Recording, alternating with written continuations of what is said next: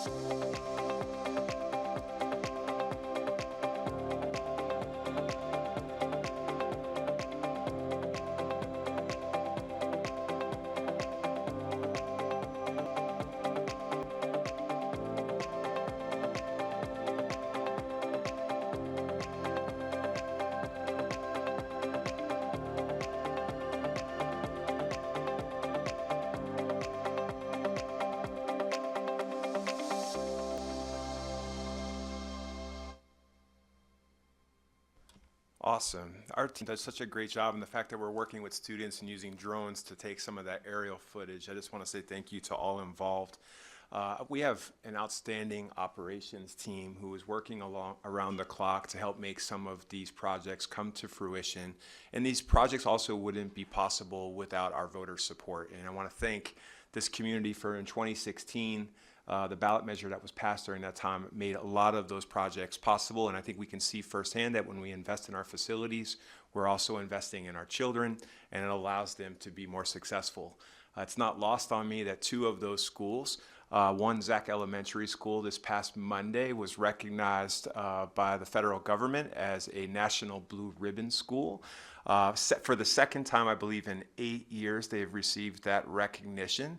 As you have an opportunity to learn a little bit around what designates a school as a National Blue Ribbon School, Zach Elementary School is one of only 4 Colorado schools with this incredible designation.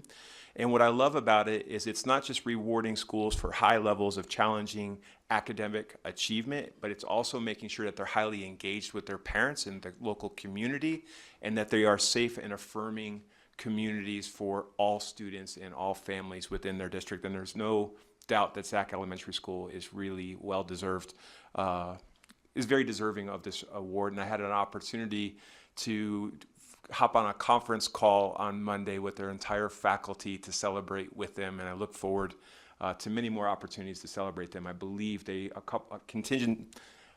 small group of members of Zach Elementary School will be flown out to Washington, D.C. in early November to be recognized. So look for more great information to come. You probably noticed Dunn Elementary School was another school that was highlighted on that short video, and I want to let everybody know they celebrate their 75th year anniversary. Not only did they put air conditioning in Dunn Elementary School, so we went from 33 to 32 schools that no longer have air conditioning or never had air conditioning, but I want to invite everybody to Dunn Elementary School this Saturday, September 28th, from 9 to 11 a.m. They will be celebrating their 75th year anniversary. Such a proud community. As I had a chance to visit the school in the past week, they have such a beautiful balance of both veteran teachers and new teachers, and watching how they work together in partnership to bring joy and academic excellence to their schools is really, really great. We know that we've been about in the community. Dave Montoya, myself, members of the board, Dr. Hooten, Dr. Guile, and many other members of our team are continuing to commit ourselves to educating our community and hosting a plethora of informational sessions regarding the 2024 debt-free mill levy override that is on this November's ballot. I want to invite the community that if you are having questions about what is that mill levy override, please continue to stay plugged in to these board meetings, but we do have a website linked to our PSD school district website where you can find all sorts of factual information. There's FAQs that are listed there and other information where you can go to upcoming informational sessions to learn more if you're so interested. So I'm super grateful for all of the people that are involved in that. We're going to continue to spend time over the next several board meetings on educating the public around school finance, specifically how this school district receives its funding. Tonight's presentation will be a focus on the basics of mill levies and bonds and how they really are needed to supplement the funding that we receive from the state. And so hopefully tonight we will continue to not only inform the public, but learn more as a governance team about how we should be telling our story and what are the reasons why we engage the community with mill levy overrides and bonds in the first place. And I want to close out my address tonight by thanking two schools specifically that were not yet highlighted in those videos, but over the course of the last 2 weeks have really blown away by how they've come together as a community. One is Red Feather Lakes Elementary School. I could not be more proud of the members of that school community as they rallied last week in a hurry to really be responsive to not just their own students' safety as a result of the Pearl fire, but staff safety, making sure families had what they need to be wrapped around with all of the levels of support. We provided resources and an opportunity to open up CLP Middle School for any member of the community that was looking for information or was in need of shelter. How the Sheriff's Department worked in partnership with our school districts, how the Larimer County government office worked with this school district was incredible.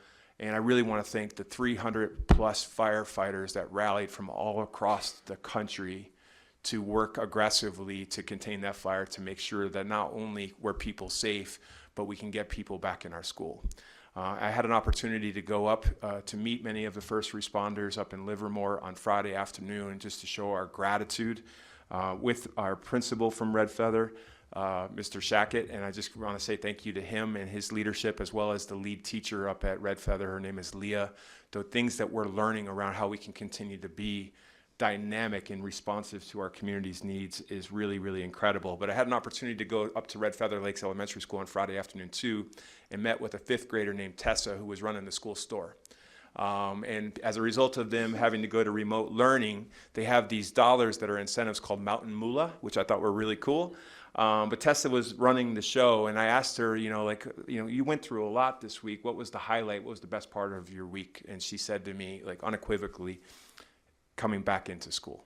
Like being able to re-engage with her friends, family, and teachers really meant a lot to her, and that's just says a lot about what's happening up at that school.